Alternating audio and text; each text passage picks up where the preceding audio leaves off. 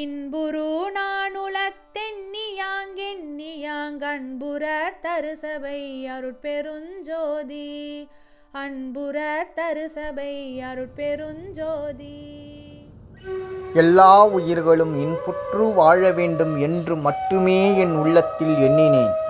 அவ்வாறு நான் எண்ணிய போதெல்லாம் எண்ணியவாறே எனக்கு அளித்ததால் அந்த அருட்பெரும் ஜோதி ஆண்டவர் மீது எனக்கும் அன்பு ஏற்பட்டது. நான் எண்ணியதை எல்லாம் அளித்து என்னை இன்பமடைய செய்தவர் எல்லாம் வல்ல அருட்பெரும் ஜோதி ஆண்டவர்.